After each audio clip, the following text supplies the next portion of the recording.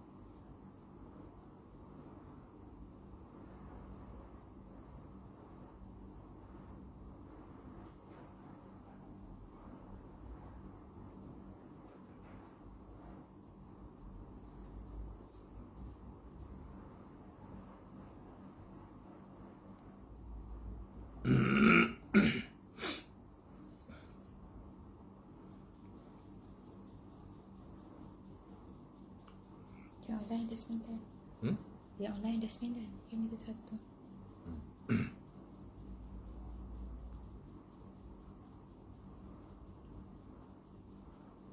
Okay. Bismillahirrahmanirrahim. 12. Assalamualaikum warahmatullahi wabarakatuh.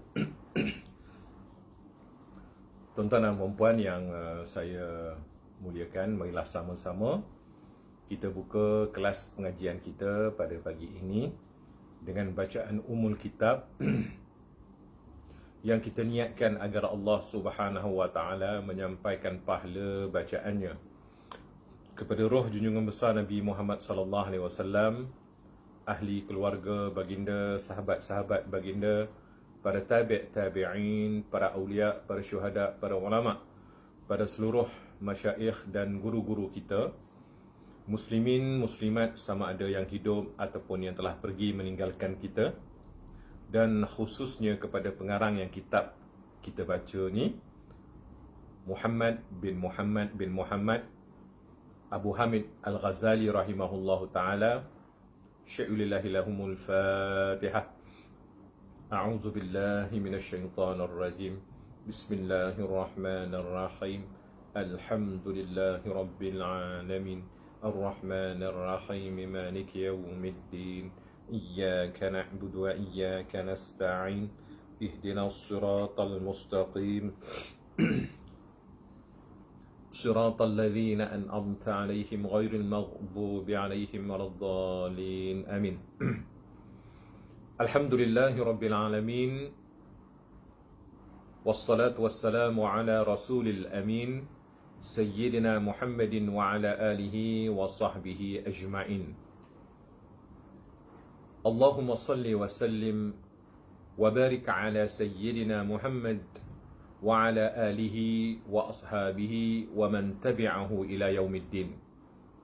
Tuan-tuan dan puan-puan yang saya hormati, lagi saya muliakan, insya-Allah pada pagi ini kita akan mulakan ataupun kita akan meneruskan seperti mana biasa pembacaan kitab Minhajul Abidin karangan Imam Hujjatul Islam Abu Hamid Al-Ghazali rahimahullahu taala, yang mana kalau mengikut kitab yang kita jadikan sebagai muqarrar ataupun sebagai silbus pengajian Tafaqquh Fiddin ini, kita gunakan kitab moden. Orang kata ni kitab moden lah ya, kitab yang telah disyarahkan.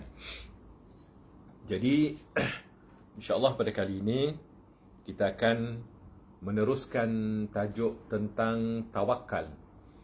Dan sebelum kita pergi kepada tajuk kita, suka saya mengingatkan kepada diri saya dan juga kepada tuan-tuan dan puan-puan bahawa ilmu yang mana yang disuruh oleh Allah Subhanahu wa taala kita menuntutnya. Kita tahu bahawa al-amalu bila ilmin mardud.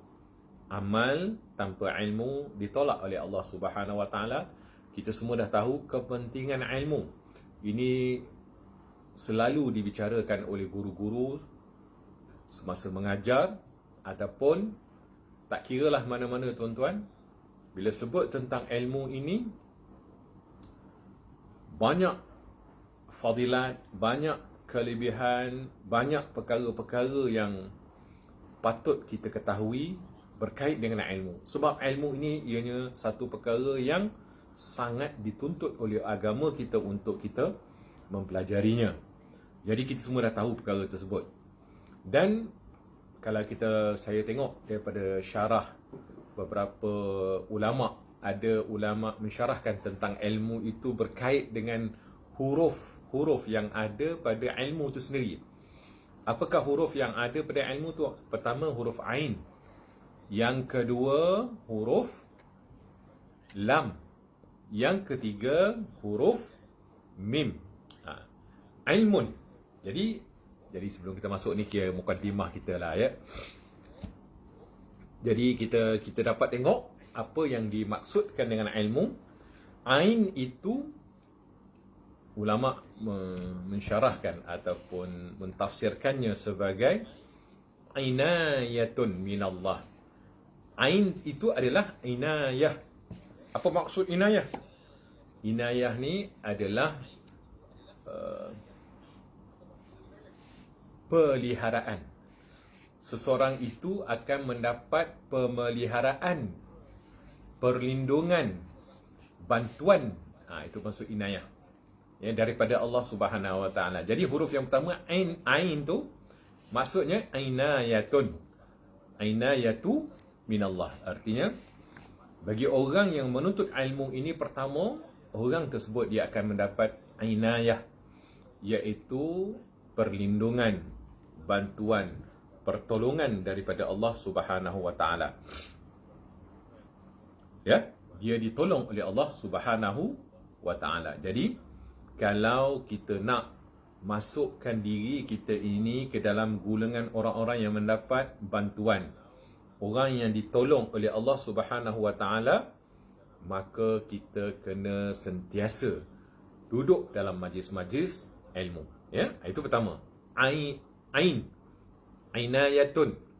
Maksudnya dibantu, ditolong oleh Allah Subhanahu wa taala. Yang kedua, huruf lam. Lam itu maksudnya lutfun. Ya, lutfun ni maksudnya lemah lembut. Lutfun minallah artinya kelemah lembut. Adapun lemah lembut daripada Allah Subhanahu wa taala. Orang yang menuntut ilmu ini tuan-tuan dan puan-puan, ianya mendapat santunan daripada Allah Subhanahu wa taala. Artinya Allah Subhanahu wa taala berlemah lembut dengan orang yang yang menuntut ilmu. Ya, sebab itulah anak-anak kita yang belajar, sesiapa saja yang menjadikan dirinya masuk dalam kategori orang-orang yang belajar, ini orang yang mendapat santunan, mendapat lemah lembut daripada Allah Subhanahu wa taala. Ya. Jadi barang siapa yang ingin mendapat santunan, kelemah lembutan daripada Allah Subhanahu wa taala, hendaklah dia menjadikan dirinya orang yang belajar, orang yang menuntut ilmu. Jadi lam itu lutfum minallah. Orang ini dia akan mendapat santunan ataupun lemah lembut daripada Allah Subhanahu wa taala. Baik. Ini secara ringkas jelah tuan-tuan ya. Ini mukadimah saya sebelum kita masuk kepada tajuk yang akan kita bicarakan pada pagi ini. Dan yang terakhir, huruf daripada perkataan ilmu itu ialah huruf mim. Mim. Maksud mim ini mahabbatun. Artinya mahabbatu minallah, dapat kasih sayangnya Allah Subhanahu wa taala. Mahabbah, mahbub, muhabbat kalau bahasa Hindustan, muhabbat. Orang Melayu kata mahabbah. Jadi mahabbah ni daripada perkataan harap, perkataan Arab, iaitu hubbun, cinta, kasih, sayang ya, hubbun. Mahabbatun artinya mendapat kecintaan. Daripada siapa? Minallahi ta'ala, daripada Allah Subhanahu wa ta'ala. Jadi sesiapa yang menuntut ilmu, dia adalah orang yang telah menyediakan dirinya untuk mendapat mahabbah daripada Allah Subhanahu wa taala. Sebab itu, kalau tak silap saya, ada satu hadis Nabi Muhammad sallallahu alaihi wasallam menyebut, innallaha yu'ti ad-dunya man yuhibbu wa man la yuhibbu. Innallaha, sesungguhnya Allah Subhanahu wa taala itu yu'ti dunya, memberikan dunia itu, man yuhibbu, kepada sesiapa yang dia sukai, wa man la yuhibbu, dan juga kepada sesiapa yang tidak dia sukai. Kepada sesiapa yang Allah Ta'ala cinta, Allah Ta'ala suka, dia bagi dunia ni, dan kepada orang yang dia tidak cinta dan tidak suka juga, dia beri akan dunia ini. Wala yu'ti al-ilmu, wala yu'ti, tidak diberikan ilmu itu illa man yuhib, melainkan kepada sesiapa yang dia cintai. Artinya dunia ni, dalam hadis Nabi ni beritahu, Allah Ta'ala beri kepada sesiapa yang Allah Ta'ala sukai ataupun tak sukai. Sebab tu kita tengok bahawa orang-orang kafir pun dapat dunia ni, bahkan lebih daripada orang-orang Islam itu sendiri. Ya. So, orang-orang yang buat maksiat, dunia ni dapat kepada dia. Tokek kelab judi, tokek lumba kuda, sebutlah tokek apa penagih dadah. Oh, dunia ni dia dapat lebih mewah daripada orang yang beriman lagi. Itu menunjukkan bahawa dunia ni, sebagaimana sabda Nabi sallallahu alaihi wasallam, Allah Ta'ala berikan kepada sesiapa yang dia suka, dan juga kepada orang-orang yang tidak disukai oleh Allah Subhanahu wa taala, mereka juga mendapat dunia. Tetapi ilmu, Rasulullah kata wala yu'ti al-ilm, tidak diberi ilmu itu illa man yuhib. Ada istisna di situ, iaitu perkataan illa, melainkan kepada sesiapa yang dikasihi, yang disukai oleh Allah Subhanahu wa taala. Ya. Ini tanda, tuan-tuan, kita membaca tanda. Artinya kita tahu bahawa diri kita ini disayangi ataupun disukai oleh Allah Subhanahu wa taala tidak, bila mana kita ini termasuk ke dalam golongan orang-orang yang menuntut ilmu. Sebab itu hendaklah kita menjadikan diri kita ni termasuk ke dalam golongan orang-orang yang menuntut ilmu.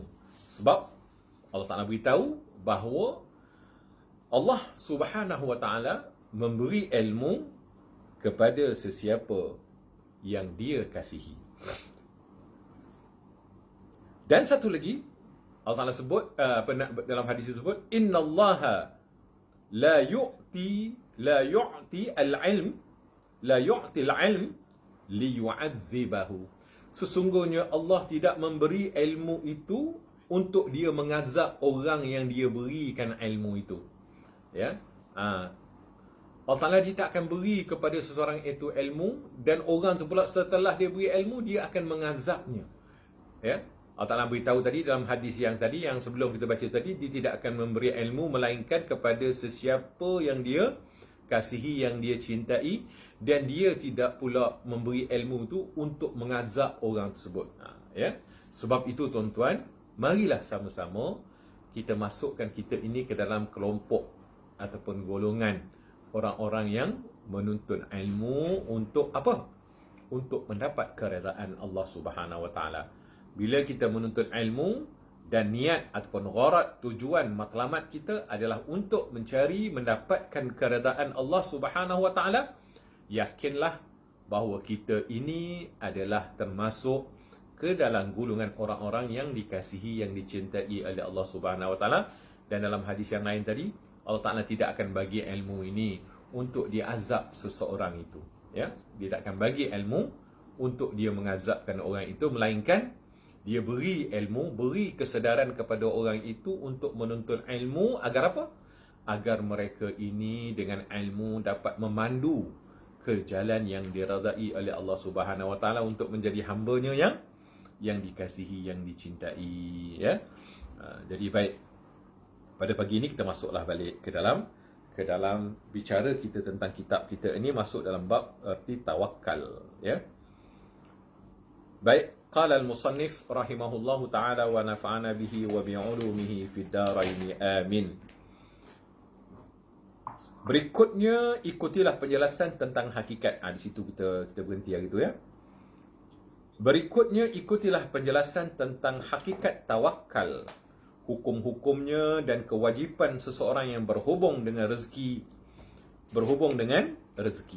Masalah ini dibahagikan kepada 4 bahagian. Jadi bab tawakal ni, kalau mengikut syarah, orang yang mensyarahkan akan kitab ini, dia bahagi pula kepada 4 jenis, 4 perbahasan tentang tawakal. Yang pertama apa dia? Erti tawakal. Yang kedua, saat-saat bertawakal. Yang ketiga, batasan dan hakikat tawakal. Dan yang keempat, benteng tawakal. Kita masuk pada yang pertama. Bahagian pertama, erti tawakal. Baik, kita baca. Wazan tawakal ialah tafa'ul, yang berasal daripada perkataan wikalah, yang bererti perwakilan. Jadi orang yang bertawakal kepada seseorang bererti dia menganggap orang itu sebagai wakilnya dalam segala urusan, dan memberi jaminan untuknya memperbaiki diri kerana sudah ada wakil. Maka muwakil, yang ni maksudnya yang mewakilkan, tidak perlu turut mengerjakan, tidak bimbang dan tidak ada takalluf. Takalluf ni mukallaf lah, artinya diberatkan.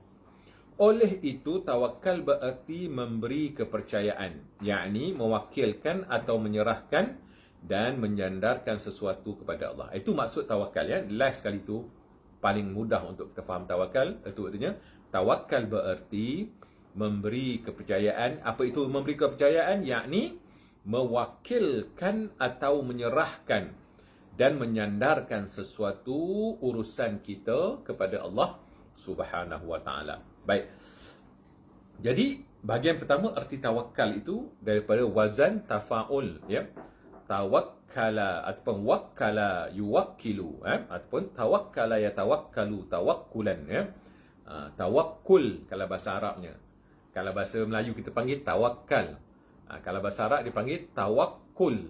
Tawakkala yatawakkalu tawakkulan. Ya. Ataupun wakkala yuwakkilu wakilan, ya. Wakil. Kita sebut wakil. Ini wakil saya ni. Sebab tu orang nak nikah apa? Berwali wakil. Berwakil wali. Akan bapanya kepada saya. Maksudnya, itu orang yang menjadi wakil yang akan mengangkat nikah bagi pihak bapanya. Yang telah mewakilkan bapanya kepada aku. Artinya, wakil artinya menyerahkan urusan untuk mengangkatkan itu kepada, kita panggil sebagai Tak kiralah Tok Qadi ke, Tok Naib ke, yang tukang mengangkat nikah biasa yang kita tengok di majlis-majlis pernikahan. Tapi sekarang ni kebanyakannya yang akad nikah tu, bapa itu sendiri yang mengakad nikah. Itu yang terbaik. Tak ada wakil-wakil. Dia terus mengatakan dan dia terus melafazkan artinya akad nikah tersebut. Baik, itu maksud wakil. Artinya menyerahkan ataupun memberi kepercayaan akan urusan kita kepada Allah Subhanahu wa taala, ya. Meletakkan bahawa Allah lah sebaik-baik tempat kita meletakkan kepercayaan, dan kita menjadikan ataupun meletakkan kepada Allah sebaik-baik sandaran dalam segala urusan kita. Itu maksudnya tawakal. Mempercayai, menyerah, mewakilkan ataupun menyandarkan sesuatu dengan sepenuh hati, jiwa dan raga kepada Allah Subhanahu wa taala. Itu saya tambah lagi lah. Artinya apa? Kita dengan penuh bulat penyerahan, dengan penuh keyakinan, kita menyerahkan dan kita mempercayakan urusan kita tersebut kepada Allah Subhanahu wa taala. Itu maksud tawakal, ya. Itu erti tawakal. Kita masuk yang kedua, bahagian kedua, apa dia? Saat-saat bertawakal, ya. So, jadi orang yang mensyarahkan kitab ini dia beritahu ada dua. Tawakal mengenai kismah. Kismatun. Kismatun ini datang daripada perkataan bahasa Arab qasama. Qasama yaqsamu kismah. Kismun, pembahagian ataupun nasib ataupun bahagian. Kismah ni bahagian ataupun nasib kita lah, dapat banyak mana ya. Tawakal mengenai dengan kismah, yakni percaya kepada Allah kerana segala-galanya telah ditentukan oleh Allah untuk kita, tidak akan salah dan pasti akan kita terima sebab keputusan Allah tidak berubah. Maka bertawakal kepadanya adalah wajib kerana telah digariskan oleh Allah dalam Lauhul Mahfuz dan ianya pasti benar, ya. Tawakal mengenai kismah, nasib, yakni kita menyerahkan kepada Allah tentang untung baik dan untung jahat. Maksudnya apa? Bertawakal kepada qada dan qadarnya Allah Subhanahu wa taala, menyerahkan kepada kehendaknya Allah. Sebab kehendak Allah itulah yang akan jadi. Kehendak Allah itulah yang akan dilakukan olehnya di alam ini. Ya, tidak ada siapa pun yang boleh menolak kehendak Allah.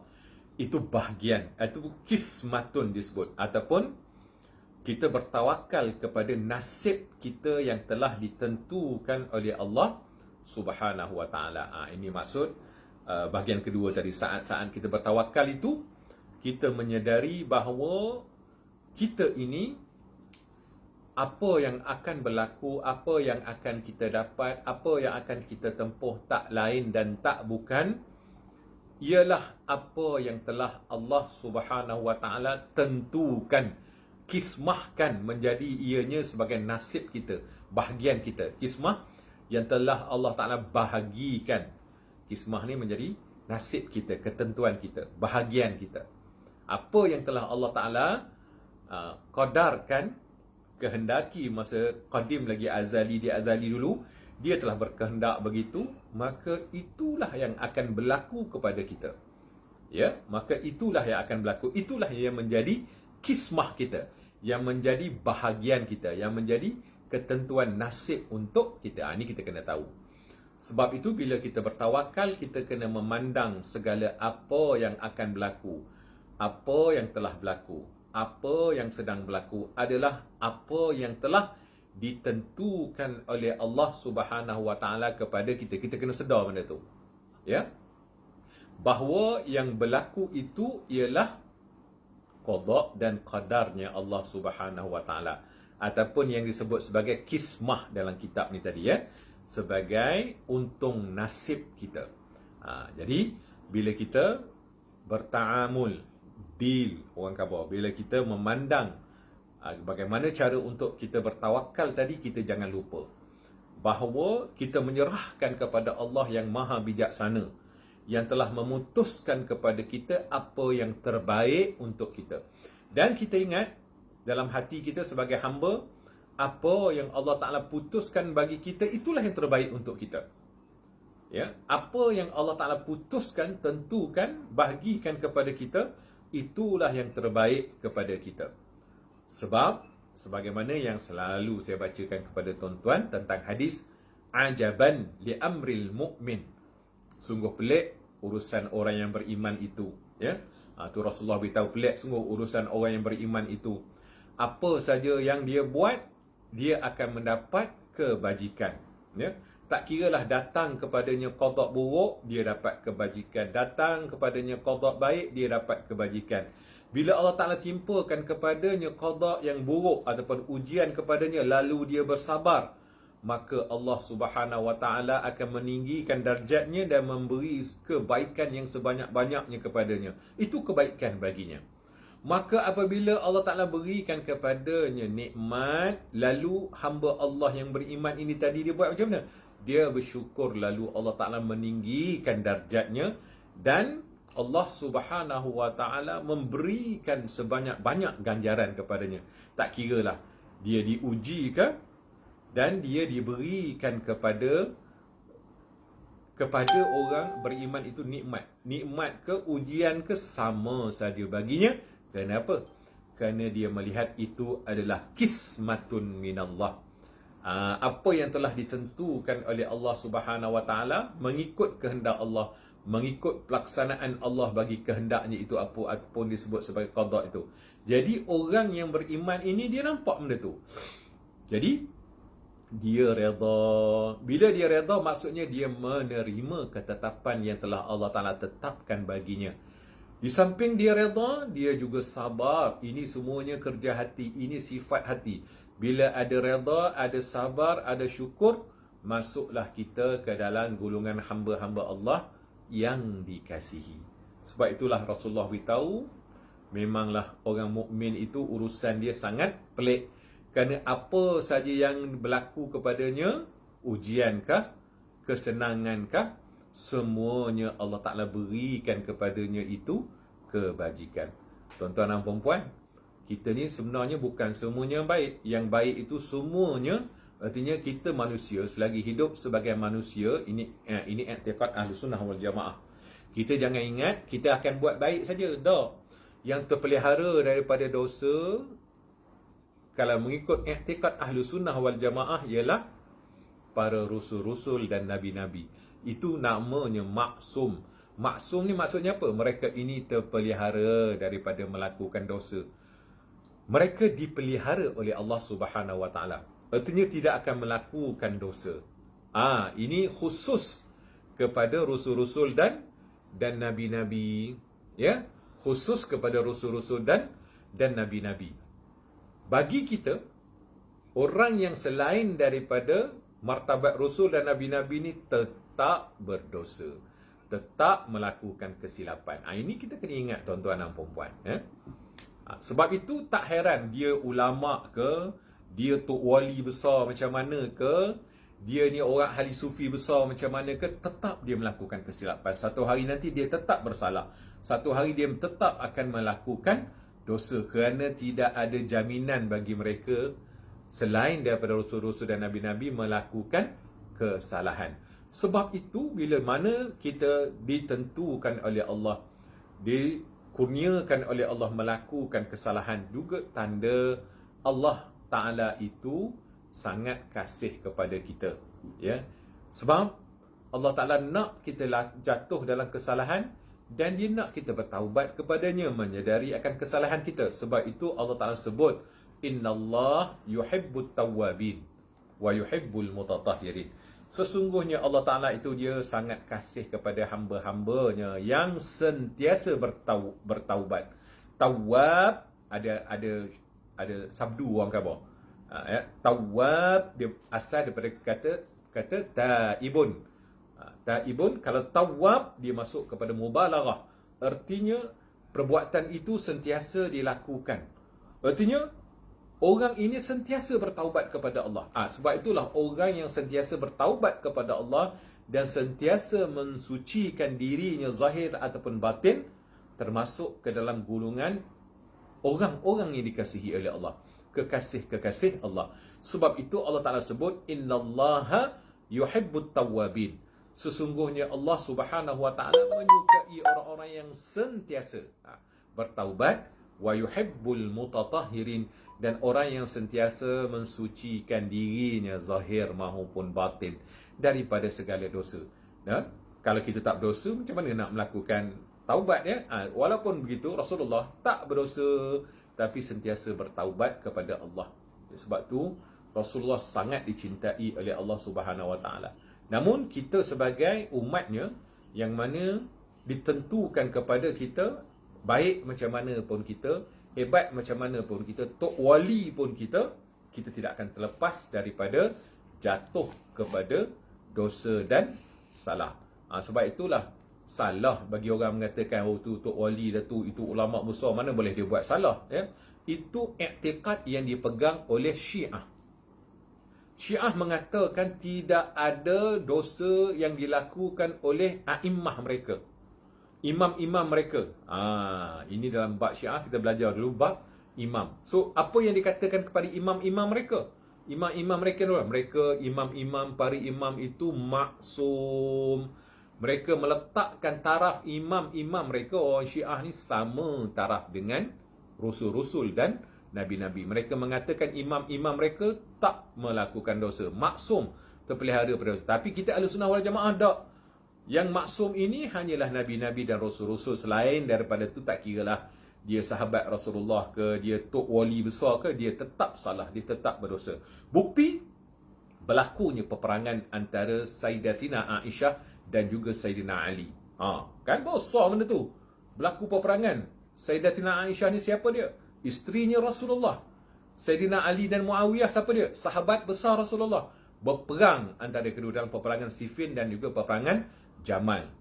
Artinya, apa nak kita kata? Walaupun mereka itu sahabat terdekat kepada Rasulullah, ya, walaupun mereka itu wali Allah yang besar, tapi bak maksum, terpelihara mereka daripada melakukan kesilapan ataupun kesalahan, hanya Allah Ta'ala khususkan kepada hamba-Nya yang bergelar Rasul-Rasul dan Nabi-Nabi kita ni lagi lah jatuh dalam dosa setiap hari, setiap masa, setiap detik dan setiap ketika. Namun kita ini walaupun jatuh dalam dosa sebilang masa, tapi Allah Ta'ala suka kasih kepada kita. Sebab apa? Kalau kita menjadi daripada golongan hamba-hambanya, apa yang saya sebut tadi?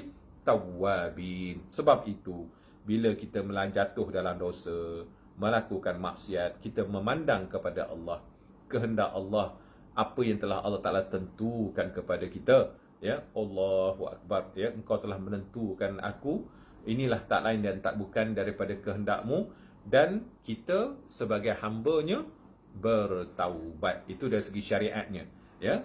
Tetap ketetapan yang berlaku itu semuanya telah ditentukan oleh Allah. Tapi dari segi syariatnya, kita bila tahu bahawa kita dah melakukan dosa, maka cepat-cepat kita sedar, cepat-cepat kita bertaubat kepada Allah. Itulah artinya yang disebut oleh Rasulullah tadi, orang mukmin itu dia tak kira, ya. Dapat bentuk nikmat, dia bersyukur dengan segera. Dan begitu juga apabila dia terjatuh dalam melakukan dosa, dengan bersegera dia bertaubat dan menyesali akan apa yang dilakukannya. Dengan bersyukur dan menyesal ataupun bertaubatnya itu, ataupun bersabarnya itu, maka ianya diganjari oleh Allah Subhanahu wa taala. Baik, sebab itu dalam bab yang kita sebutkan di sini, tawakal ataupun mengenai kismah, ya. Bahagian kedua ni, saat-saat bertawakal, tawakal mengenai kismah. Jadi artinya kita menyedari, kita memandang dan kita bertawakal kepada Allah bahawa Allah lah yang telah menghendaki apa yang berlaku ke atas kita dan atas alam ini, tak lain dan tak bukan telah diputuskan oleh Allah semasa azali lagi. Allah Ta'ala telah berkehendak. So bila berlaku sesuatu itu, apa yang pertama kita pandang? Kita pandang bahawa itu adalah kehendaknya Allah Subhanahu wa taala kepada kita, ya. Selamat datang kepada Cik Mukram. Cik Mukram ni sahabat saya, ahlan wa sahlan. Dan kepada Abang Rusli kita, ya, mudah-mudahan kekal dalam jamaah pengajian Tafaqquh Fiddin ini, insya-Allah. Pagi ni kita membicarakan lagi bab tawakal, ya. Bila mana tadi erti tawakal yang kedua, bahagian kedua ni saat-saat kita bertawakal. Bila saat-saat kita bertawakal ni, pertama kita memandang tentang tawakal itu mengenai kismah. Artinya kita bertawakal, tapi tawakal yang kita sedang lakukan itu kita sedari bahawa ianya adalah kurniaan Allah kepada kita. Kita dapat bertawakal ni tuan-tuan kerana bukan kita ni orang yang warak, bukan orang yang alim, bukan orang yang itu, bukan orang yang dah. Kita kena sedar bila mana kita dapat melakukan kebaikan bahawa itu adalah kurniaan Allah kepada kita. Ya, pertama tadi kita sedar apa dia? Kita sedar bahawa itu adalah ketentuan kismatun. Hanya bahagian kita, nasib yang telah Allah Ta'ala tentukan, qada dan qadarnya sejak qadim lagi azali bagi kita. So yang kedua, kita merasakan kita sedang menerima kurniaan Allah. Baik, bila kita merasa bahawa inilah kurniaan Allah, inilah bahagian yang telah Allah Ta'ala tentukan kehendaki kepada aku, maka aku menerimanya, ya. Kismah, ya. Bila kita bertawakal, pertama kita memandang akan kismah. Kismah ni apa dia? Kismah ni maksudnya ketentuan, ketetapan nasib yang telah Allah Ta'ala tentukan bagi kita, ya. Baik, kita percaya, kita baca lagi, yakni percaya kepada Allah dengan segala-galanya yang telah ditentukan oleh Allah untuk kita tidak akan salah dan pasti akan kita terima sebab keputusan Allah tidak berubah. Ya, itu kita kena yakin bahawa segala apa yang ditentukan oleh Allah untuk kita tidak akan salah dan pasti akan kita terima. Sebab keputusan Allah tidak berubah. Apa yang Allah Ta'ala kehendaki sejak qadim lagi azali, mustahil berubah. Mustahil salah. Kalau salah, kalau berubah, maka lemahlah Allah Subhanahu Wa Ta'ala. Ya, tak boleh. Tidak boleh salah dan tidak boleh berubah. Itu adalah kehendak Allah yang qadim ataupun kita sebut sebagai qada mubram, yang kita tahu dia tidak berubah. Kehendak Allah ni dia putus, ya, dia putus. Maka bertawakal kepadanya adalah wajib kerana telah digariskan oleh Allah dalam Lauhul Mahfuz dan ianya pasti benar. Maka kita bertawakallah kepada Allah. Menyerah, bertawakal ni apa dia? Mempercayai dan kita menyerah dan menyandarkan segala apa yang berlaku kepada kita itu kita terima, redha. Kalau benda itu berbentuk nikmat, kita syukur. Kalau benda itu berbentuk ujian dan bala, kita sabar. Itu cara dia. Ya. Maka dengan sebab oleh kita dapat menyedari, meredai akan takdirnya itu dan dihiasi pula dengan sifat redha dan syukur, maka Allah Subhanahu Wa Ta'ala akan meletakkan kita ke dalam golongan hamba-hambanya yang diredai, insya-Allah, ya. Itu tawakal mengenai kismah ataupun bahagian yang kedua, tawakal dalam perkara pertolongan Allah. Apa orang yang mensyarahkan kitab ini dia sebut apa dia? Contohnya di saat kita sedang berperang. Ni contohnya. Allah telah menjanjikan pertolongan untuk kita, maka perkara tersebut adalah benar dan pasti terjadi. Jadi dalam berperang, yakni berjuang, kita perlu percayakan adanya pertolongan Allah. Atau dengan kata lain, jika kita berjuang benar-benar untuk Allah, maka pasti Allah akan menolong kita. Benar tuan-tuan. Tawakal dalam perkara pertolongan Allah. So sebenarnya dia kiaskan kepada perang. Perang ini bukan saja perang, artinya kita melawan musuh zahir, orang kafir, ya. Tapi perang kita juga akan melawan musuh-musuh batin kita. Apa musuh batin kita? Iaitulah syaitan dan juga nafsu yang sentiasa menggoda kita, mengarahkan kita untuk melakukan kedurhakaan kepada Allah Subhanahu Wa Ta'ala. Jadi perang di sini artinya orang yang mensyarahkan kitab ni dia khabar kita wajib percaya akan pertolongan Allah itu pasti akan datang, ya. Dalam Al-Quran banyak Allah Ta'ala sebutkan in tansurullah yansurukum wa yusabbit aqdamakum. Maksudnya sekiranya kamu tolong agama Allah, yansurukum, nescaya Allah akan menolong kamu, wa yusabbit aqdamakum, dan dia akan menetapkan kaki-kaki kamu di jalannya. Yang ini dalam perjuangannya. Artinya bila kita berjuang, bila kita berjihad, bila kita menegakkan agama Allah. Menegakkan agama Allah ni maksudnya menegakkan apa yang Allah Ta'ala suruh, dan apa yang Allah Ta'ala suruh kita tinggal, maka kita tinggal. Apa yang Allah Ta'ala larang kita tak buat, apa yang Allah Ta'ala suruh kita buat. Dan dalam perjuangan untuk kita menegakkan kalimah Allah, apa yang dikehendaki oleh Allah, maka kita bersungguh-sungguh.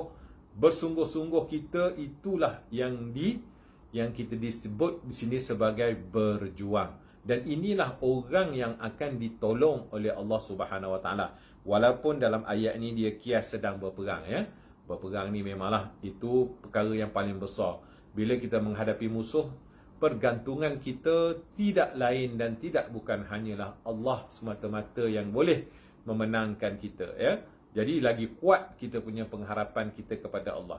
Namun kalau kita kiaskan kepada urusan-urusan yang lain, sebab berperang ni mungkin kita tak akan tempuh, ya. Perang cara betul ni mungkin adalah orang-orang yang pernah hidup dalam peperangan zaman komunis, perang dunia pertama, perang dunia kedua. Dan sekarang ni dunia kita ni nak mengarah kepada peperangan, ya. Tengok bergolak di sana, bergolak di sini. Tapi jarang orang bertemu dengan situasi peperangan yang sebenar. Namun peperangan kita melawan musuh-musuh batin kita, iaitu syaitan dan nafsu kita, inilah peperangan yang sentiasa berlaku setiap hari, setiap masa, setiap saat, setiap ketika.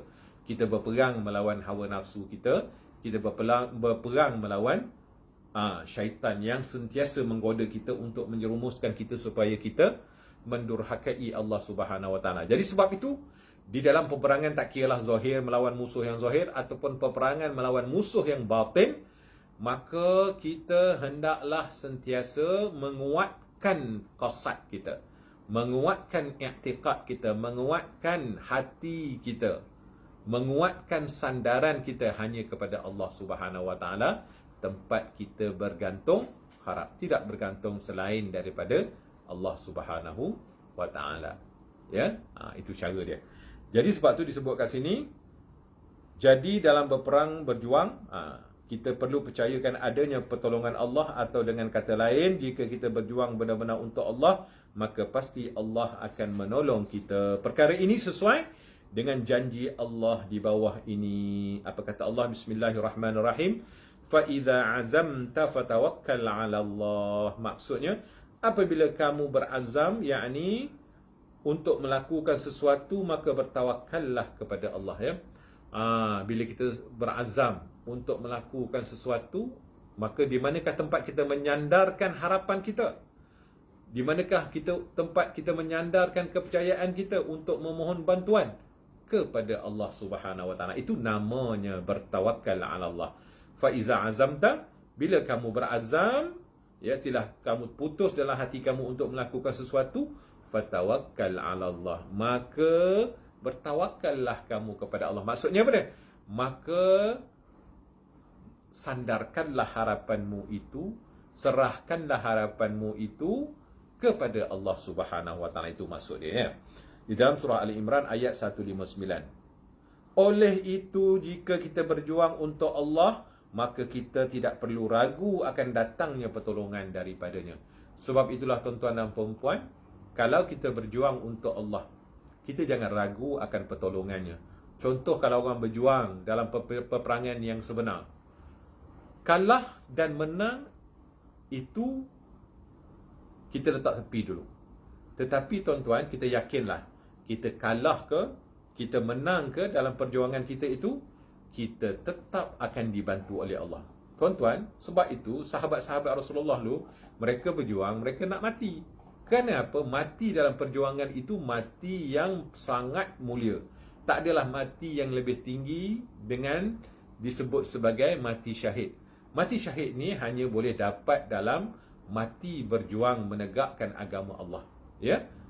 Sebab itu para sahabat mereka berjuang. Orang salafus salih tu, artinya orang-orang yang benar janjinya kepada Allah Subhanahu Wa Taala, orang-orang mukmin yang sebenar-benar beriman itu, mereka nak mati di jalan Allah, nak mati sebagai syuhada, orang yang berjuang di jalan Allah. Kenapa?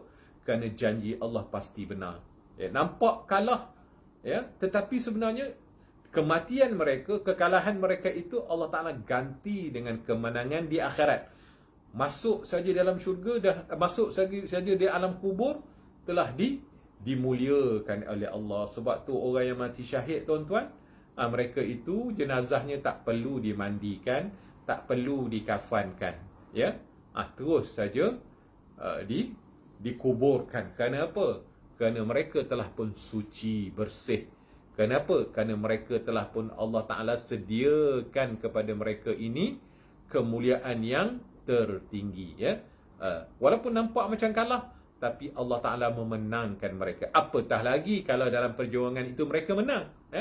Mereka dapat pahala menolong agama Allah, dan sudah tentu ganjaran yang besar yang Allah Ta'ala janjikan kepada mereka menanti mereka di syurga kelak. Sebab tu menang ke kalah ke tak kisah. Pertolongan Allah, janji Allah pasti berlaku. Yang penting pelihara iman dan benar dengan cita-cita kita, apa dia? Untuk membantu agama Allah, berjuang kerana Allah, untuk memartabatkan Allah dan Rasulnya. Selain daripada tu tak mau. Niat-niat keduniaan, nak dapat harta rampasan perang ke, nak dapat glamour, kalau menjadi pejuang yang menang ke, supaya disanjung oleh orang, ini niat-niat seumpama ini tidak Allah Ta'ala terima. Allah Ta'ala hanya terima kalau seseorang itu niat semata-mata untuk mendaulatkan Allah dan Rasulnya, ataupun mendaulatkan agamanya semata-mata. Niat kerana nak glamour, nak dapat harta rampasan perang, nak dikenali, nak viral, itu niat-niat macam tu tak usah kita niatkan. Kerana apa? Niat itu tidak termasuk dalam kategori mendapat keredaan Allah Subhanahu Wa Taala. Jadi sebab itu tawakal kita kepada pertolongan Allah mestilah kita letakkan nombor satu. Kita amat yakin bahawa kita buat sesuatu itu dalam perjuangan kita, sama ada perjuangan menentang musuh kita yang zahir ataupun musuh kita yang batin tadi, kita akan mendapat pertolongan Allah, kita akan mendapat janji-janji Allah. Kerana Allah Ta'ala ni dia berjanji, dia tidak akan mungkiri janjinya. Sebab itu yakinlah janji Allah, walaupun kita terkorban, walaupun kita terhina, walaupun kita dinista dalam perjuangan kita, janji Allah tetap, pertolongan Allah tetap. Kalau dia tak nampakkan pertolongannya di atas muka bumi ini, dia akan memberi pertolongannya semasa kita berada di alam barzakh, alam mahsyar. Dan yang penting bila mana kita ditentukan sama ada syurgakah kita ataupun neraka. Tuan-tuan dan puan-puan, bila kita berpindah alam, itulah perkara yang paling kita perlukan kepada pertolongan Allah. Atas dunia ni tuan-tuan, banyak lagi usaha dan ikhtiar kita. Kita boleh berusaha sana, boleh berikhtiar, namun tetap juga dengan kurnia Allah. Allah tak kurnia, tak dapat. Walau kita banyak kenalan, walaupun kita kontak sana, kontak sini, walaupun harta kita banyak, walaupun tuan-tuan berapa ramai orang yang kaya, tapi dia tak boleh dah nak makan benda-benda yang sedap-sedap. Pasal apa? Kerana yang boleh menyebabkan dia boleh makan tu Allah. Yang boleh memberikan tekak dia rasa sedap tu Allah. Yang boleh menyebabkan tubuh badan dia boleh menghadam tu Allah. Artinya kalau Allah Ta'ala tak izin, tak ada benda lah. Tersekat seleranya, tak boleh makan itu, tak boleh makan ini, tak boleh nak beli itu, tak boleh nak enjoy dengan harta walaupun banyak. Nampak? Segala sesuatu milik Allah. Kalau Allah Ta'ala tak izinkan atas dunia ni, pun dah kita gagal. Apatah lagi bila mana kita esok beralih alam, tuan-tuan. Beralih alam ni, bila start je mati, masuk alam barzah ataupun alam kubur, di sinilah tuan-tuan, di sinilah kita sangat memerlukan rahmat dan pertolongannya Allah Subhanahu Wa Taala. Kalau tiada bantuan, tiada pertolongan daripada Allah, maka termasuklah kita ke dalam golongan hamba-hamba Allah yang rugi. Sebab itu tawakal dalam perkara pertolongan Allah ini sangat perlu. Apa saja yang kita buat, zahir mahupun batin, maka kita hendaklah bertawakal kepada Allah. Dan perkara ini yang diajarkan oleh Allah kepada kita dalam setiap solat. Dalam setiap kali kita baca Al-Fatihah tu Allah sebut iyyaka na'budu wa iyyaka nasta'in. Hanya engkau yang kami sembah ya Allah, hanya engkau kami minta tolong. Artinya Allah Ta'ala ajar kepada kita, kita hanya boleh mohon pertolongan hanya kepada Allah. Kita hanya boleh menyandarkan untuk kita mendapatkan sesuatu itu hanyalah kepada Allah. Tidak boleh kita memohon kepada selain daripada Allah Subhanahu wa Ta'ala. Itu cara Allah Ta'ala beritahu kita. Syariatnya kita berusaha dan berikhtiar, namun dalam hati sanubari kita, dalam i'tiqad dan penggantungan serta sandaran kita hanyalah semata-mata kepada Allah. Allah lah yang memberi manfaat, Allah lah yang memberi mudarat, Allah lah yang menyembuh, Allah lah yang itu, Allah lah yang ini, Allah lah segala-galanya. Dan tidak akan berlaku sesuatu melainkan apa yang telah ditentu dan diqada dan dikehendaki oleh Allah. Ya Allah lah yang maha menunaikan segala hajat-hajat kita. Tuan-tuan, apa hajat kita? Banyak. Semua yang kita hidup ni semua hajat kita lah. Hajat nak melihat, nak mendengar, nak berkata-kata. Lepas ni sekarang nak pergi ke pasar, nak cari ni pergi pasar tak boleh ya. PKP, sorry, tarik balik. Kau kena denda. Artinya duduk rumah diam-diam. Macam-macam hajat dekat rumah. Lepas ni hajat apa dia? Nak sarapan, nak itu, nak ini ya. Artinya banyak hajat kita lepas daripada ni. Tidak akan dapat kita menunaikan hajat itu kalau Allah Subhanahu wa Ta'ala tidak mengizinkannya. Sebagaimana dalam hadis qudsi Allah Ta'ala sebut, la tataharraku zarratun illa biiznillah. Tidak bergerak walau satu zarah. Walaupun debu yang kecil itu tidak akan mampu berterbangan. Tuan-tuan, coronavirus dia adalah diibaratkan sebagai zarah yang mana berterabur dalam udara kita. Dia spread, artinya dia disebarkan melalui airborne, melalui udara. Orang terbersin tu, doktor kata dia ada dua. Satu dalam bentuk cecair, yang mana dalam bentuk cecair ni dia terbang sekejap, oleh kerana dia cecair, dia berat, dia turun ke bumi. Tetapi yang satu lagi yang bentuk aerosol tu, aerosol ni macam mana tuan-tuan nak tahu? Aerosol ni macam kita spray baygon. Itu terbang. Ya, aerosol tu artinya bila kita bersin ni, aerosol ni akan duduk. Dia ni duduk lama di dalam udara. Hak ni lah yang boleh menjangkitkan kepada orang-orang yang lain. Aerosol itu kita kira sebagai zarah. Dalam aerosol itu, zarah lagi kecil daripada aerosol ni tuan-tuan ya. Zarah ni sangat kecil, sangat halus. Jadi artinya tidak akan bergerak satu zarah pun melainkan dengan kehendak dan ketentuannya Allah Subhanahu wa Ta'ala. Jadi kita percaya dalam i'tiqad Ahlussunnah wal Jamaah tiada yang menggerak, tiada yang mendiamkan, melainkan siapa? Melainkan Allah Subhanahu wa Ta'ala. Yang menggerak, yang mendiamkan tu hanya Allah Subhanahu wa Ta'ala. Kita percaya kepada itu. Sebab itu tuan-tuan, kita kena dalam bab tawakal ini perlu bertawakal kepada Allah, perlu mendapatkan pertolongan Allah.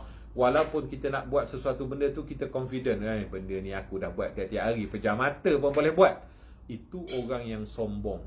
Kalau dia tidak meletakkan sandaran dia, tidak meletakkan pegangan dia, tidak memohon bantuan Allah, tidak menyandarkan kepada bantuan Allah, maka dia adalah orang yang sombong.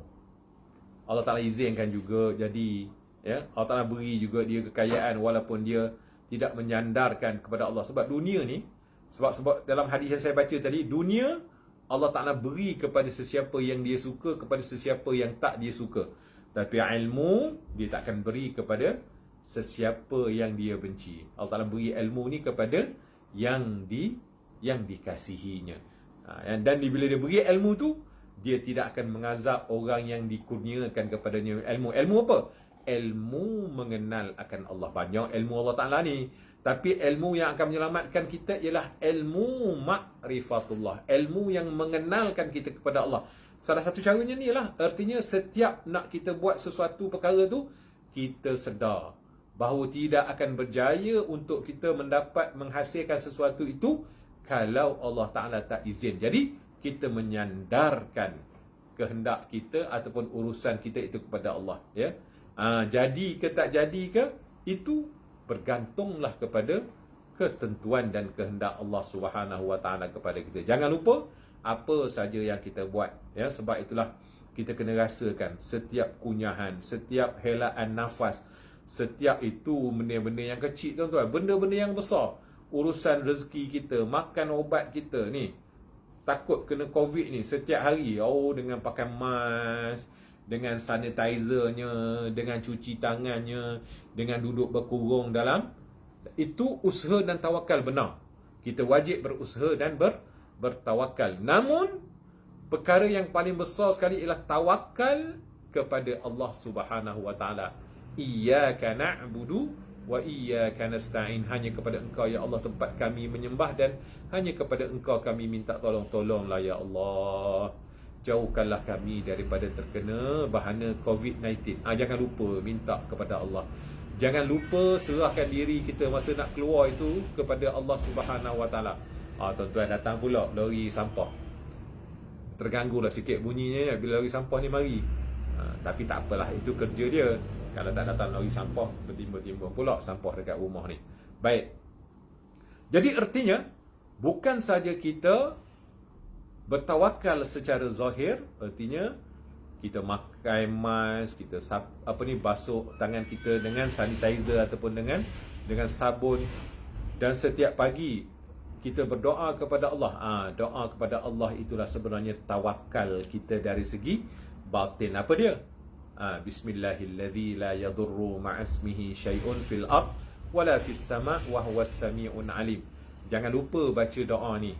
Bismillahilladzi la yadurru ma'asmihi syai'un fil ardi wala fis sama' wa huwas sami'un alim. Maksudnya bismillah, dengan nama Allah, alladzi, yang la yadurru, tidak akan memberi mudarat, ma'asmihi syai'un, beserta dengan namanya akan sesuatu, fil ardi, yang di bumi, wala fis sama, ataupun yang di langit, wa huwas sami'un alim, dialah Tuhan yang maha mendengar dan maha mengetahui. Ini doa yang dianjurkan oleh Rasulullah sallallahu alaihi wasallam yang kita kena baca. InsyaAllah kalau mengikut para ulama, orang yang baca doa ini 3 kali di waktu pagi dan 3 kali di waktu sore.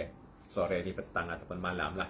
So, dianya akan dilindungi. Itunya kaedah, cara-cara, kaifiat untuk kita mohon pertolongan, perlindungan daripada Allah Subhanahu Wa Ta'ala. Bila kita baca doa tersebut, bukan setakat baca. Tuan-tuan, kita ni baca je, macam baca doa makan, Allahumma barik lana fima. Oleh kerana dia dah menjadi rutin, dia dah menjadi kita punya habit sejak pada kecil lagi kita dah. Tapi sebenarnya, di mana sebenarnya? Hati kita menyerahkan penggantungan kita kepada Allah Subhanahu. Benda ni benda yang paling penting, tuan-tuan. Bila kita baca doa itu, apa dia? Kita serahkan jiwa dan raga kita, zahir dan batin, kepada Allah. Ya Allah, hanya kepadamu aku berserah diri, ya Allah. Hati kita kena connect dengan Allah, kena sadar. Sebut doa tersebut, sebutlah, betul lah kita berdoa, tapi connect. Hubungan hati kita tadi, kesedaran hati kita tadi, mesti kita terus terkait, ataupun ada penghayatan masa kita baca doa itu. Kesedaran hati kita terus terkait dengan apa? Memohon pertolongan daripada Allah untuk menjauhkan kita dari terkena wabak ini. Itu hati tadi ya. Kadang-kadang orang baca saja, baca macam burung kakak tua. Macam kita baca Fatihah lah tuan-tuan, setiap kali sembahyang. Bismillahirrahmanirrahim, alhamdulillahirabbil alamin. Tak ada penghayatan. Tuan-tuan, sedangkan kita tahu, kita dah belajar dalam Fatihah itu, setiap kebacaan Fatihah tu Allah Ta'ala menyaut komunikasi hamba dengan Allah. Tapi kita kena tahulah. Ini pentingnya ilmu tadi. Bila mana orang tu dia beri ilmu oleh Allah, dia sadar, aku sedang berkomunikasi dengan Allah. Alhamdulillahi Rabbil Alamin. Mulut kita sebut, kita tahu bahawa Allah Ta'ala kata, bila seseorang itu baca Fatihah, Allah Ta'ala akan menyaut bacaannya itu, Hamidani Abdi, Hamba-Ku sedang memuji-Ku. Allah Ta'ala kata, kita sedar tu Allah Ta'ala sedang memuji kita. Dan kita pun sedang memujinya. Ya Allah, segala puji-puji bagi Allah, Tuhan yang menciptakan selian alam. Barulah kita punya solat itu ada meaning dia. Kalau kita sentiasa baca Alhamdulillah Rabbil Alamin Ar-Rahmanir Rahim Maliki Yaumiddin Iyyaka na'budu wa iyyaka nasta'in ihdinas siratal, tak ada penghayatan tuan-tuan. Tak ada hubung kait hati kita, rohani kita dengan Allah Subhanahu Wa Taala. Yang paling penting tuan-tuan, kita kena tahu bahawa tempat jatuhnya pandangan Allah ialah pada hati sanubari kita, perasaan kita, ataupun dengan kata lain kesadaran kita, connecting ataupun perhubungan kesadaran jiwa kita dengan Allah Subhanahu Wa Taala. Barulah ada meaningful. Tuan-tuan jangan ingat Allah Ta'ala tak tahu apa yang ada dalam hati kita. Jangan ingat Allah Subhanahu Wa Taala tak nampak apa yang ada dalam fikiran dan perasaan kita. Ini sebab itulah kita berani sembahyang dengan sembrono. Ya. Allahu Akbar.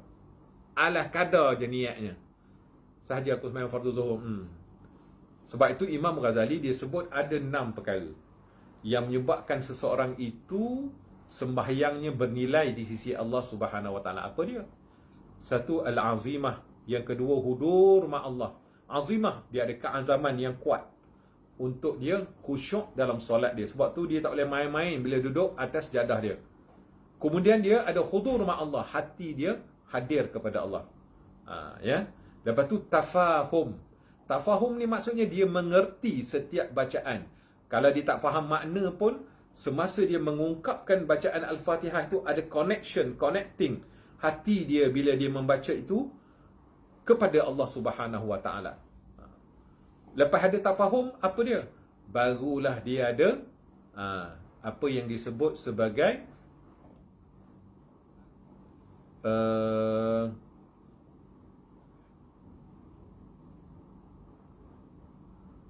tafahum.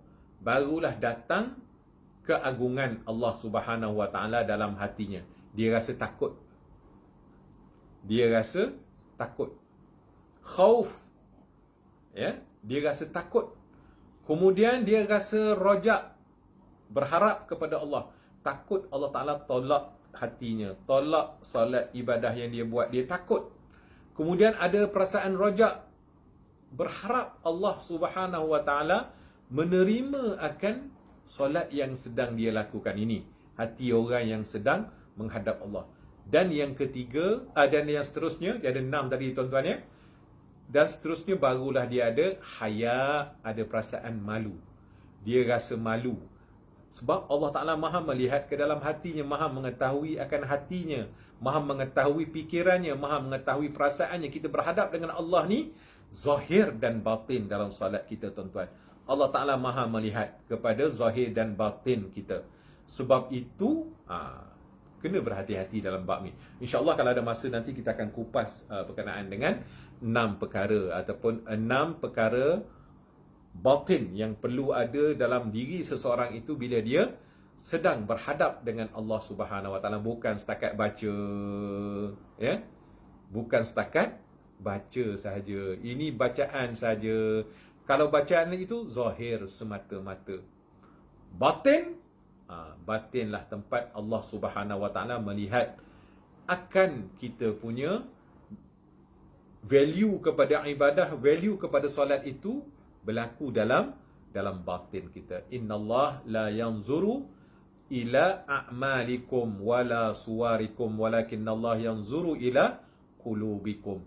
Sesungguhnya Allah Ta'ala tidak melihat kepada amalan luaran kamu, tidak melihat kepada gambaran kamu. Suar, artinya keterampilan kamu, siapa kamu, ustaz ke, ulama ke, Tan Sri ke, Datuk Sri ke, tak kira lah pangkat kita. Allah Ta'ala tak lihat tu. Dia tak lihat pada amalan luaran kita, dia tak lihat kepada siapa kita, gelaran-gelaran kita. Sebab itu gelaran-gelaran luaran-luaran tu semua dia yang jadi, semua dia yang bagi.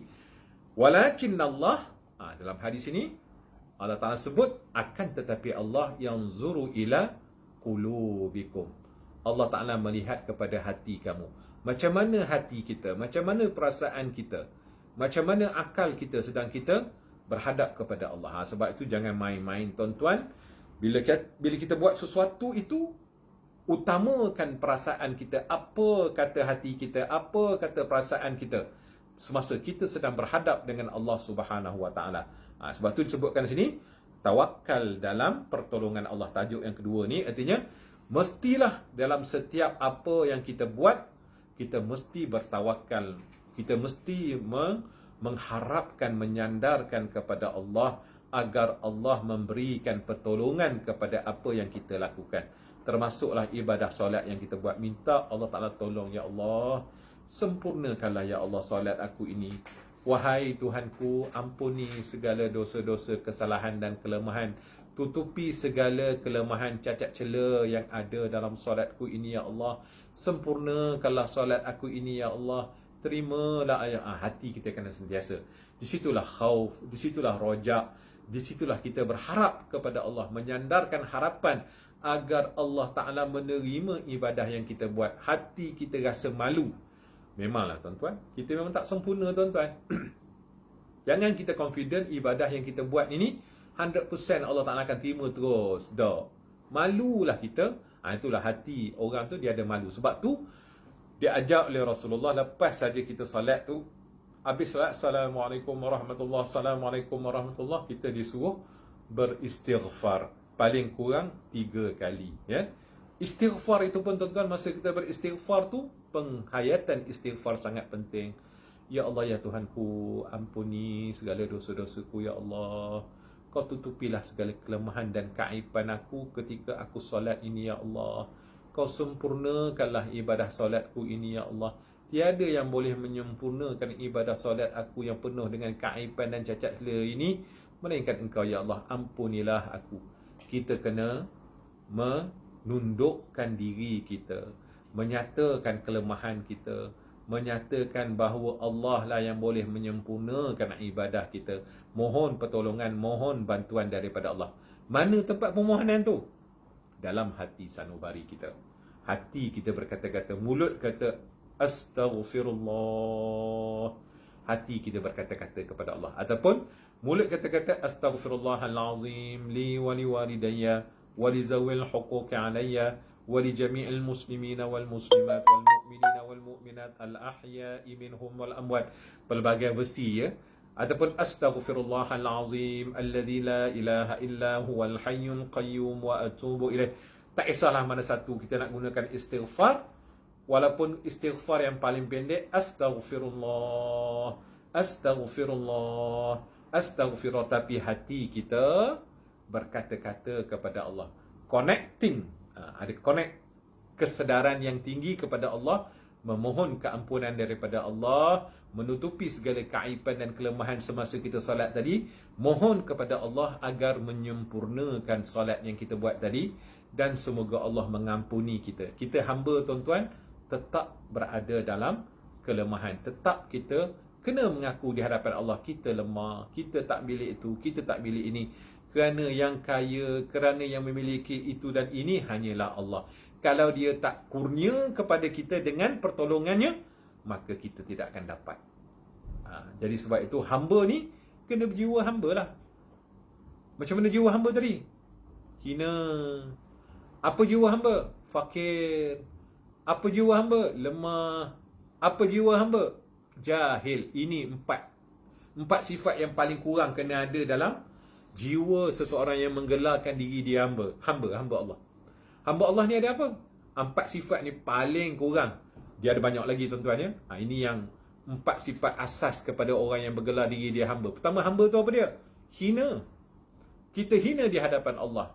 Yang kedua apa? Lemah. Kita ini sangat lemah. Kalau Allah Ta'ala tak kurnia, nak bercakap pun tak mampu, nak angkat kelopak mata pun tak mampu. Kalau Allah Ta'ala tak kurnia tuan-tuan, nak bernafas pun tak mampu. Bukti dia, tengok yang kena COVID. Punyalah tuan-tuan, kalau kena COVID ni, nak sedut udara, Allah Ta'ala tak bagi dah sedut udara pada masa. Pasal apa? Pada masa tu kita punya paru-paru telah rosak. Bila paru-paru rosak, begitu sukar sekali seseorang itu nak menyedut udara. Baru dia tahu bahawa udara yang free yang Allah Ta'ala beri selama ini, suatu nikmat yang sangat besar yang wajib disyukuri. Tak tahu hebatnya nikmat dapat menyedot udara ni. Sehingga kita, Allah Ta'ala uji dengan COVID. Ataupun orang yang lelah dia tahulah betapa sukarnya untuk menyedot udara ni. Dan betapa mahalnya udara, tuan-tuan. Udara yang kita sedot ni, yang kita rasa tak ada apa-apa ni, tunggulah saat dan ketika semua orang akan rasa. Terutama sekali bila kita berada di ambang maut, sakaratul maut. Tengok orang sakaratul maut, susahnya nak sedot udara. Ya. Pada masa tu kita akan rasa betapalah nikmat dapat menyedot udara yang dengan lancar ini, nikmat yang sangat besar. Tuan-tuan, tak dapat sedot udara ni, datanglah depan kita makanan sedap macam mana pun, kenderaan hebat macam mana, letak Bentley depan rumah, ya. Pergilah banglo besar mana pun, hidangkanlah sesiapa pun, ya, apa pun. Semua nikmat tersebut menjadi tidak ada nikmat. Kenapa? Nikmat yang paling besar ialah kita dapat menghidup udara yang segar ini. Percayalah tuan-tuan, dan nikmat ini perlu kita syukuri. So macam mana nak syukur? Hanya hati yang sedar saja yang boleh mensyukuri akan nikmat Allah. Hanya hati yang makrifah kepada Allah saja yang boleh mengetahui akan betapa besarnya nikmat yang Allah Ta'ala kuni. Nampak kecil pada kita, tapi ianya sangat besar. Sebab itu dalam bab kedua ni, tawakal dalam perkara pertolongan Allah, ya. Dan kita telah pun sampai kepada yang ketiga, tawakal dalam urusan rezeki. Baik, kita baca. Ini kerana Allah Subhanahu Wa Ta'ala telah menjamin umatnya, hambanya, ya, dengan bekalan yang mencukupi untuk beribadah kepada Allah bersama berkat dari jaminan ini, pasti kita dapat menjalankan ibadah, tuan-tuan. Tawakal dalam urusan rezeki. Semua rezeki kita telah pun Allah Ta'ala sempurnakan. Maksudnya start daripada dia berkehendak, dia telah memutuskan dengan ilmunya tentang rezeki-rezeki yang akan didapati oleh setiap daripada hamba-hambanya. Semua rezeki hamba Allah ini telah terjamin. Rezeki kita ni, tuan-tuan, telah terjamin. Telah ada tertulis di sisi Allah. Telah ada tertulis di Lauh Mahfuz. Tinggal lagi sampai masa, sampai saat, sampai ketika malaikat yang menjaga rezeki akan mengagihkan rezeki tersebut kepada kita. Ini kita kena yakin dalam bab qada dan qadar bahawa rezeki kita telah ada di sisi Allah. Telah Allah Ta'ala tentukan, telah putus di sisi Allah. Jadi tawakal kita ialah kita bertawakal, artinya memohon kepada Allah Subhanahu Wa Ta'ala. Tidak ada yang boleh memberi rezeki melainkan Allah lah yang maha memberi rezeki. Baik. Sebab itu Allah Ta'ala kata dia jamin bahawa bekalan kepada hamba-hambanya mencukupi. Sebab itulah tuan-tuan, bila seseorang itu telah sampai ajalnya, malaikat yang menjaga diri dia ni pergi ke timur, pergi ke barat, ke utara, ke selatan, tengok ada tak lagi rezeki yang Allah Ta'ala tuliskan untuk dia ni. Rupanya dah tak ada dah. Rezekinya di alam dunia ni sudah habis. Sudah pun habis. Maka malaikat tu pun baliklah, dia kata, maka telah habislah rezeki yang telah Allah Ta'ala tentukan kepadamu, wahai hamba Allah. Sekarang ni sudah sampailah masanya engkau berangkat kembali ke alam barzakh. Rezeki kau di sana pula akan bermula. Maka matilah orang tersebut. Selagi mana ada rezeki dia tidak akan mati. Tuan-tuan, ingat tu. Selagi mana ada tercatat rezeki baginya, selagi itulah dia tidak akan mati. Pasal apa? Rezeki itu jaminan Allah. Allah menjamin rezeki bagi hamba-hambanya. Cuma kita kena kuatkan keyakinan kita. Di samping kita Ahlus Sunnah wal Jamaah wajib usaha dan ikhtiar. Usaha dan ikhtiar itu tidak mendatangkan hasil, tapi kita wajib berusaha dan berikhtiar. Kenapa? Ketetapan, ketentuan Allah itulah juga yang akan menjadi. Allah Ta'ala dah jamin. Bab rezeki ni, Allah Ta'ala khabar, dia dah jamin bahawa rezeki bagi hamba-hambanya itu mencukupi, sentiasa ada. Ya? Ada, tak mati. InsyaAllah dapat makan, dapat minum. InsyaAllah dapat berteduh. InsyaAllah dapat itu, dapat ini. Cuma mungkin tak mewah, mungkin tak selesa, tapi ada. Tapi rezekinya terjamin, ya. Mewah tu cerita bab lain, ya. Sedap tu cerita bab lain, ya. Tapi rezeki tetap ada, ya. Baik. Sebab apa? Sebab ia dijamin oleh Allah Subhanahu Wa Taala, dan Allah Taala berfirman, "Wa man yatawakkal 'ala Allah fahuwa hasbuh." Maksudnya, sesiapa yang bersedari bulat-bulat kepada Allah, maka Allah lah yang menjadi penolong kepadanya.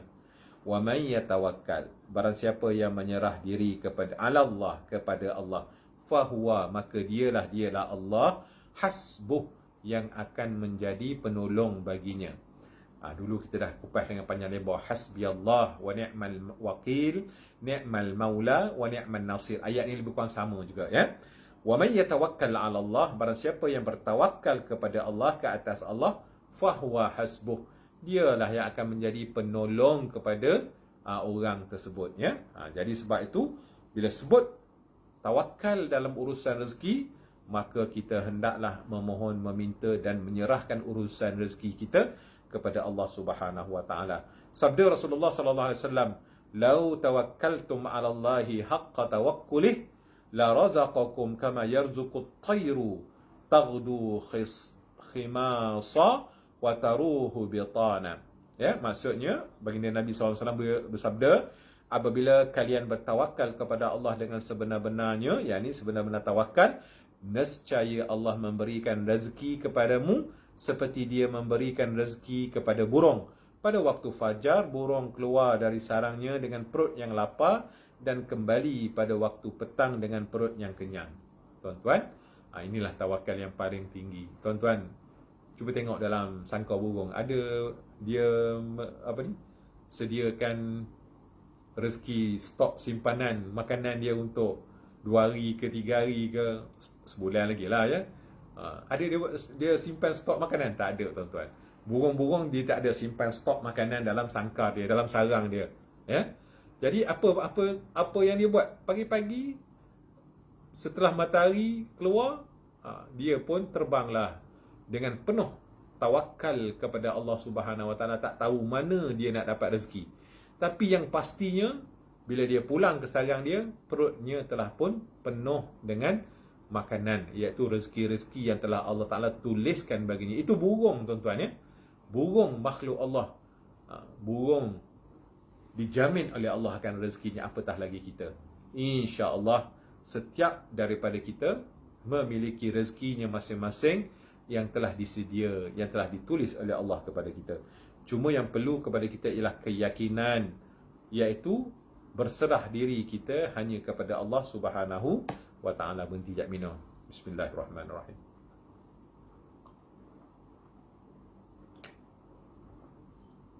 Sedap. Dia tarik ni.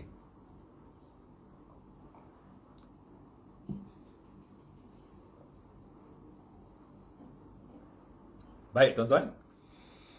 Mengenai rezeki yang dijamin oleh Allah ialah tenaga dan kekuatan yang ada dalam tubuh kita hingga kita mampu beribadah. Ini juga rezeki kita. Tenaga dan kekuatan yang ada dalam tubuh kita ni hingga kita mampu buat taat, buat beribadah kepada Allah ini, ini juga namanya rezeki, ya. Perkara ini semata-mata kerana Allah dan bukan kerana yang lain. Kerana ada kalanya orang itu banyak makan, namun dia tidak mendapat jaminan kekuatan ini. Contohnya, terdapat orang Yahudi yang kaya di Amerika. Dia banyak membuat makanan untuk orang lain, akan tetapi dirinya hanya memakan berapa keping biskut sahaja menurut pesanan doktor. Jadi Allah menjamin kekuatan tubuh kita untuk beribadah melalui apa saja, dan tidak semestinya melalui makanan saja.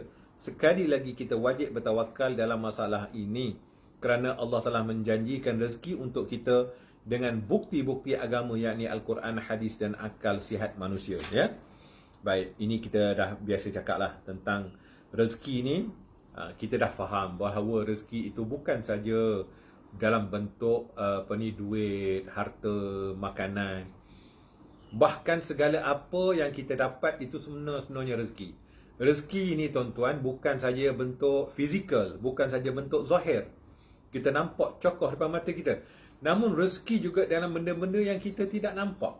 Jodoh rezeki, kekuatan tubuh badan kita rezeki, kecerdikan kita rezeki, pandangan kita rezeki, pendengaran kita rezeki.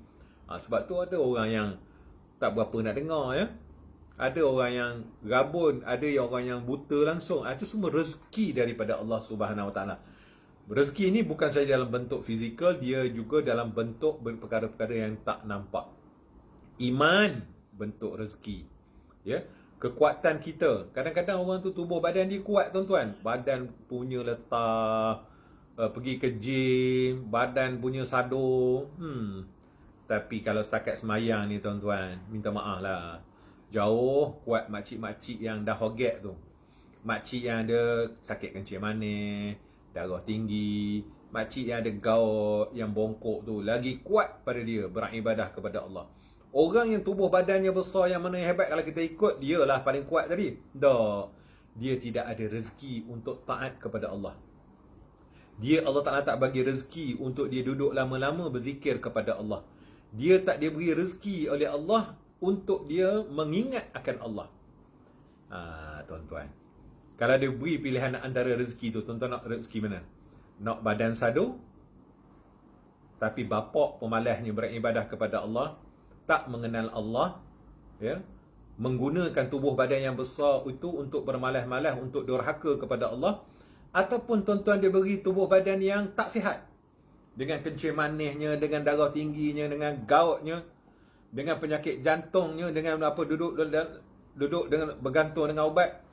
Tapi Allah Ta'ala beri kepada tuan-tuan hati yang sentiasa ingat kepada Allah, yang sentiasa nak berzikir kepada Allah, yang tunggu masa nak berselawat kepada Rasulullah, yang memenuhkan masa-masanya memikirkan tentang keagungan, kebesaran, kesempurnaan Allah.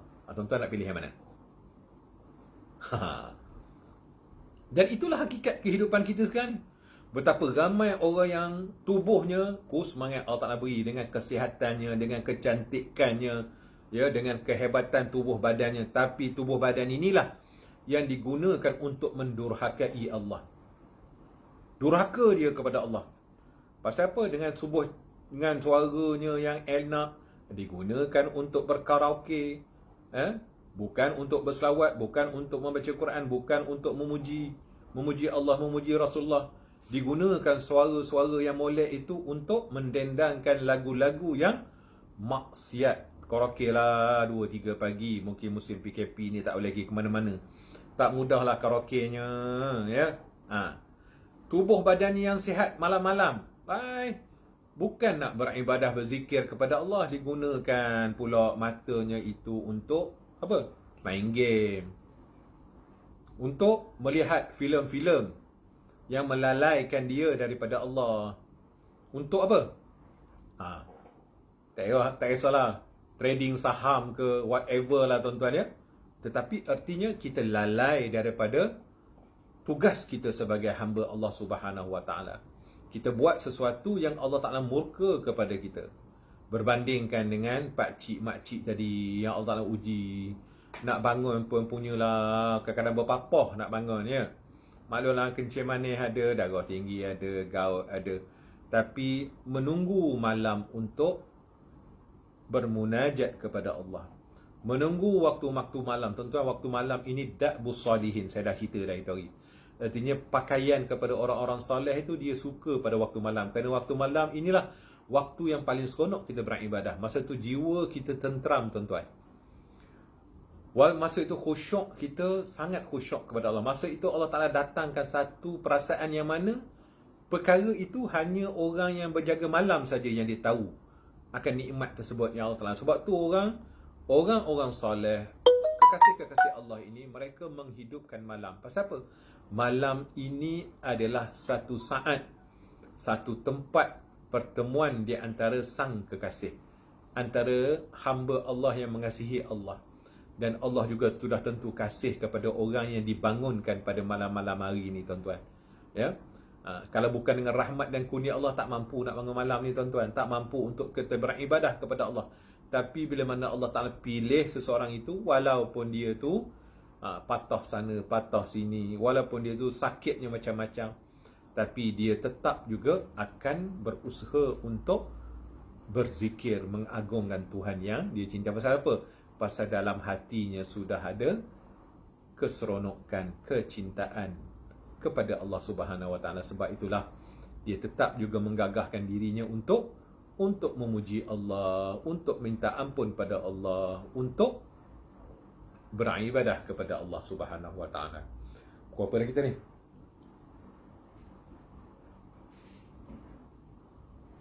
Tengok jam sikit. Oh, 5 minit lagi ya. Hari ni saya tak buat jam, tuan-tuan, minta maaf. Kena menelak sikit jam dapur. Baik, kita baca lagi.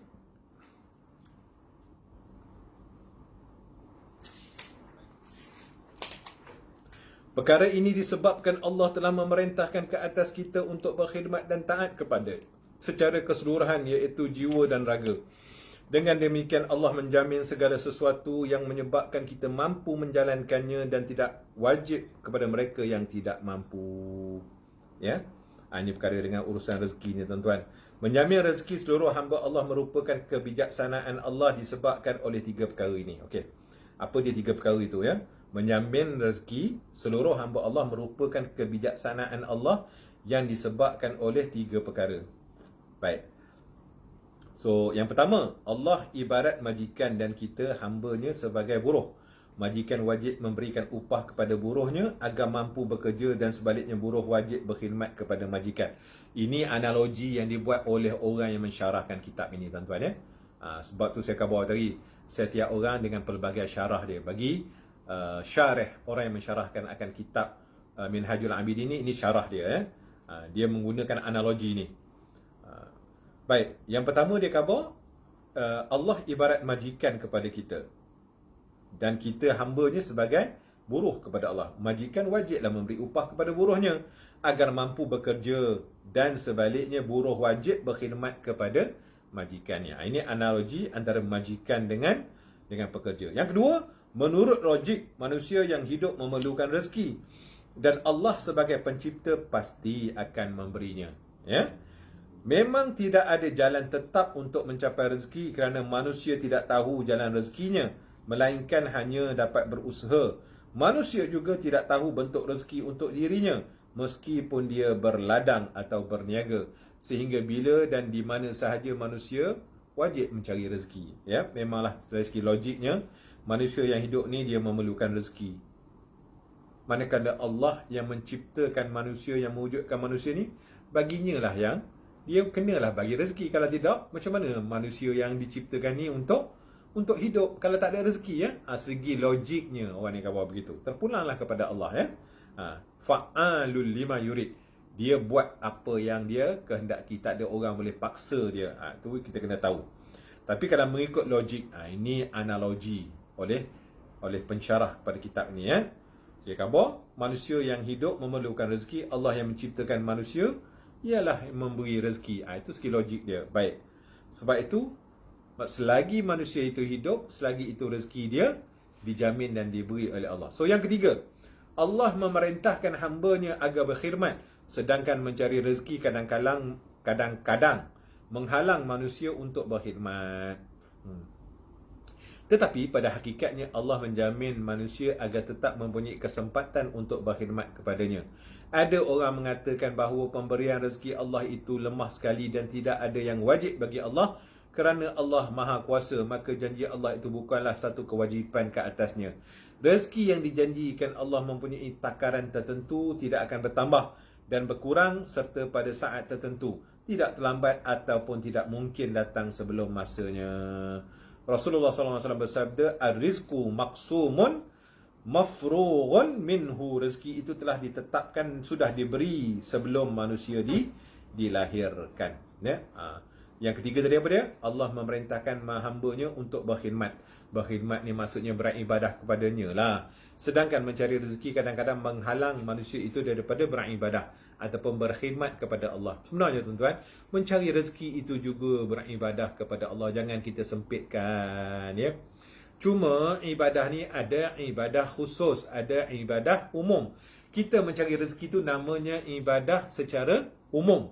Sembahyang, puasa, zakat, baca Quran dan lain-lain itu adalah ibadah khusus. Tetap juga beribadah, tetap juga kita berubudiah ataupun berkhidmat kepada Allah Subhanahu Wa Taala, dengan syarat kita tahu, kita sedar yang kita mencari rezeki untuk anak isteri kita, rezeki yang halal yang diredai oleh Allah Subhanahu Wa Taala, maka rezeki itu dikira sebagai kita sedang mencari rezeki itu, kita dikira sebagai sedang beribadah ataupun sedang mentaati, sedang berubudiah, sedang berkhidmat kepada Allah Subhanahu Wa Taala. Jangan kita sempitkan. Kalau kita mencari rezeki, kita tak sempat beribadah, dak. Sebenarnya kita mencari rezeki juga sedang beribadah kepada Allah Subhanahu Wa Taala. Baik. Seseorang yang jahat tidak akan pernah mengubah kelakuannya, dan seseorang yang bertakwa tidak akan pernah mengubah keputusannya. Demikianlah keadaan rezeki seseorang. Allah tidak akan mengubahnya, meskipun menurut manusia semuanya adalah hasil penat lelahnya. Allah Subhanahu Wa Taala berfirman, wa anfiqu mimma razaqnakum. Maksudnya surah Munafiqun, dan belanjakanlah, yakni dermakanlah sebahagian daripada rezeki yang kami berikan kepada kamu. Rezeki yang dijanjikan Allah kepada hamba-Nya yang bertakwa akan datang meskipun dia tidak bersusah payah mencarinya. Benarlah tuan-tuan. Bila mana Allah Ta'ala tetapkan rezeki itu kepada seseorang, hamba-Nya yang bertakwa ke ataupun tidak bertakwa pun, dia tetap akan dapat rezeki itu tanpa perlu bersusah payah. Kerana rezeki itu adalah urusannya Allah Subhanahu Wa Ta'ala. Kadang-kadang tuan-tuan kita tengok orang bawa beca, punyalah susah keluar pagi-pagi lagi. Lepas tu berat pula tu, bawa beca kerek dululah dulu, sekarang ni beca tak ada dah Ataupun kita kiaskan kepada petani-petani yang menanam padi ni, punyalah berat, pagi-pagi lagi dah keluar. Lepas tu orang khabar mencedongnya, membajaknya, tak kira lah, sehingga dapat padi tersebut. Punyalah kerja-kerja berat, ya. Daripada menanam padi sampai dia dapat mengilang padi itu jadi beras. Beras itu baru boleh digunakan ataupun dijual. Punyalah urusan tu sangat menjerihkan, sangat melelahkan. Tuan-tuan, kalau kita nak kira, setengah orang tu, contoh anak raja, contoh anak-anak orang besar, contoh anak-anak orang kaya, contoh orang yang mak ayah dia ni memang kaya. Dia lahir-lahir dia tak perlu nak bersusah payah. Ataupun orang ni dia tak perlu nak bersusah payah. Kenapa? Rezeki yang Allah Ta'ala telah tentukan kepadanya. Rezeki dia lahir sebagai raja, rezeki dia lahir sebagai anak orang-orang besar, orang have sekarang ni orang khabar bangsawan, hartawan, tak kira lah wan-wan di mana, kluster dia awan, tak kisah di mana-mana sebutlah. Artinya orang yang Allah Ta'ala kurniakan, memang dia telah Allah Ta'ala takdirkan duduk di kalangan orang-orang yang berharta. Jadi dia tak perlu susah-susah nak apa, dengan mudah boleh dapat, boleh beli itu, boleh beli ini dengan mudah. Ya tuan-tuan, artinya tak bagaimana orang yang tadi yang nak dapatkan padi tadi, punyalah dia punya berusaha untuk mendapatkan padi, pagi-pagi lagi bangun, usaha yang begitu keras. Macam pakcik beca tadi, punyalah dapat berapa sen sangat orang bagi, ya, punya jauh kayu beca berapa sen sangat, boleh dapat rezeki dia. Baik tuan-tuan, itu satu analogi kepada kita bahawa kita tak boleh nak marah, ya. Kita tak boleh nak kata awak tu lah bodoh, awak tu lah tak pandai, awak tu lah pemalas, Sebab rezeki itu memang Allah Subhanahu Wa Ta'ala telah tetapkan dari azali lagi. Dia minta ke dia nak jadi pembawa beca, ataupun nak dilahirkan sebagai orang yang miskin, nak dia dilahirkan orang yang cacat? Dia minta ke? Dilahirkan sebagai golongan bangsawan, golongan yang have ni, dia minta ke? Dah. Dia tak minta pun. Tapi Allah yang menentukan rezekinya begitu. Jadi ini semua kita kena faham tuan-tuan, Jadi oleh kerana itulah tuan-tuan, apa yang paling penting kepada kita, tak kisahlah ianya dimudahkan oleh Allah dalam bentuk rezekinya ataupun dia susah dalam bentuk rezekinya, yang paling penting dia sedar bahawa Allah lah yang menentukan rezekinya. Kalau dia diuji dengan kesusahan rezeki, dia bersabar, maka dia dikurniakan oleh Allah Subhanahu Wa Ta'ala pahala ganjaran yang sangat besar di akhirat kelak. Tuan-tuan, ujian yang sangat susah untuk kita lepas atas muka bumi ni adalah ujian kesenangan. Sebab tu ramai orang-orang yang senang ni, dia termasuk ke dalam golongan orang-orang yang sentiasa lalai kepada Allah. Tapi orang-orang yang susah ni, Allah Subhanahu Wa Taala akan beri walaupun disusahkan di dunia, namun sekiranya mereka orang yang beriman, sekiranya mereka orang yang ada kesedaran bahawa itu adalah datangnya daripada Allah, Allah Ta'ala sedang mengujinya dalam bentuk rezekinya, maka di sana besok dia akan dimuliakan oleh Allah Subhanahu Wa Taala. Tuan-tuan jangan pelik, kita di akhirat kelak kita akan tengok orang-orang yang hina di dunia ini, tetapi di akhirat kelak mereka inilah orang yang diangkat martabatnya oleh Allah. Ya, atas muka bumi ni Allah punyalah susah, punyalah melarat, tapi bila mana di sana besok, mereka inilah yang akan mewarisi gedung-gedung yang terbesar. Mereka inilah yang akan mewarisi kekayaan-kekayaan, keistimewaan-keistimewaan, pangkat darjat yang tinggi yang Allah Ta'ala muliakan. Pasal apa? Dia tak mengalami hisap yang banyak, tuan-tuan. Ya? Orang yang banyak harta, dia akan melalui hisap yang banyak. Kemudian Allah Ta'ala tanya pula harta tu datang daripada mana dan kepada apa dia belanjakan. Ya? Kalau dibelanjakan untuk maksiat kepada Allah, maka nerakalah tempatnya, azablah yang akan menantinya. Bagi orang yang susah ni, tuan-tuan, memanglah kita nampak susah atas muka bumi ni, tetapi hisapnya esok ringan. Dia nak declare apa pada Allah? Dia tak ada benda-benda. Ya Allah, aku atas muka bumi ni, ya Allah, makan pun susah. Kadang-kadang soru satu hari pun aku miss, ya Allah. Dia mengadu pada Allah tentang susahnya rezeki dia. Tak ada benda, ya Allah, hanya aku ada rumah kecil dan sebuah motosikal yang buruk, ya Allah. Ya, artinya hisapnya hisaban yasira. Allah Ta'ala akan menghisapnya dengan hisap yang mudah. Tak ada benda nak dihisap. Bagi orang kaya, nak pula buat projek tu, projek ni, dah dapatkan projek tu, ulur hana, ulur atas, bawah, tepi, kanan, dengan rasuah sana, rasuah sini, beri orang sana, beri orang sini, itu semua akan dikira oleh Allah. Ar-rashi wal murtashi finnar, Rasulullah sebut, orang yang memberi rasuah, orang yang menerima rasuah, semua dalam neraka. Memanglah atas dunia ni memanglah kaya, nampaklah dapat projek tu, dapat projek ni, ya. Tapi belum tentu projek yang didapat itulah hasil yang halal, rezeki yang diberkati oleh Allah Subhanahu Wa Taala. Belum tentu kekayaan yang didapat itu kekayaan yang diredai oleh Allah. Ya. Sebab itu jangan kita melihat hanya dengan selapis saja. Oh, kita muliakan orang-orang yang kaya disebabkan oleh kekayaannya, dan kita menghina orang-orang yang miskin disebabkan oleh kemiskinannya. Pandangan Allah tidak begitu. Ya, pandangan Allah tidak begitu. Allah Ta'ala akan memuliakan, mengangkat darjat seseorang itu disebabkan oleh, pertama, makrifahnya seorang itu kepada Allah, dan yang kedua disebabkan ketakwaannya kepada Allah Subhanahu Wa Taala. Sebab itu utamakanlah makrifah, pengenalan kita kepada Allah, dan ketakwaan kita kepada Allah, tak kiralah dia kaya ataupun miskin, kerana dua inilah syarat Allah Subhanahu Wa Taala itu akan memuliakan hamba-Nya.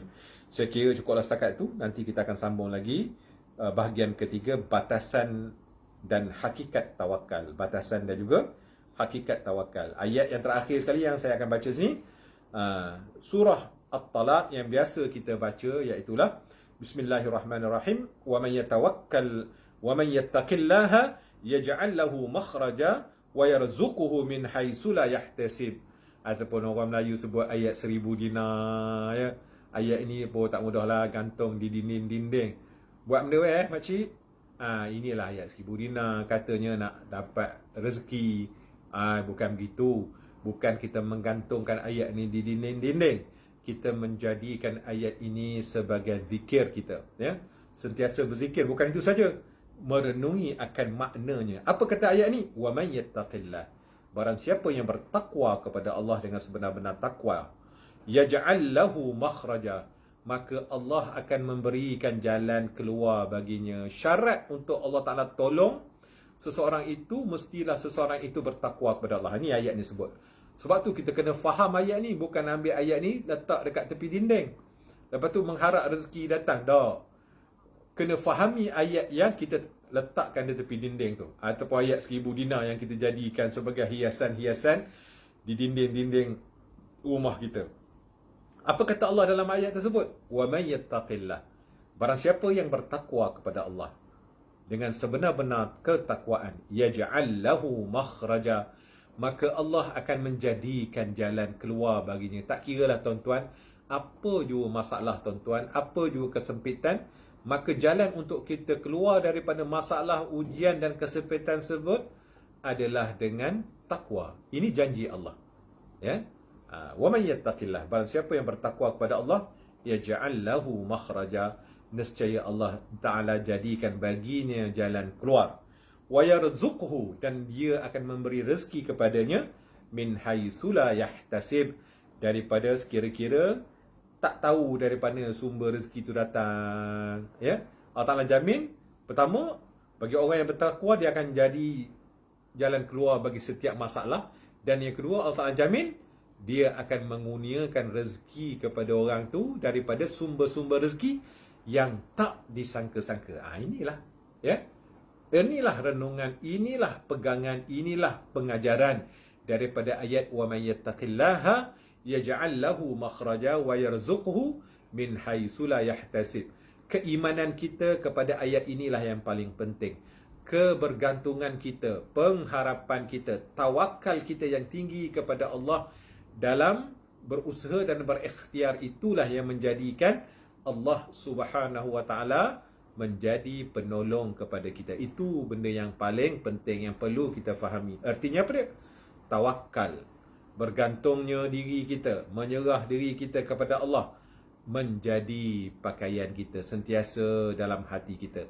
Barulah bantuan, barulah pertolongan, barulah dimudahkan oleh Allah Subhanahu wa Ta'ala rezeki-rezeki kita, ya. Jadi insya-Allah pada minggu hadapan kita akan sambung untuk bahagian yang ketiga, batasan dan hakikat tawakal. Sehingga ke saat itu, sekali lagi saya mengucapkan terima kasihlah kepada sesiapa yang join ataupun hadir dalam majlis ilmu kita pada pagi ini. InsyaAllah mudah-mudahan tuan-tuan dan puan-puan diberkati, dirahmati, dikurniakan oleh Allah Subhanahu wa Ta'ala ilmu dan ma'rifah. Dan apa yang lebih penting, Allah Ta'ala masukkan ke dalam hati kita.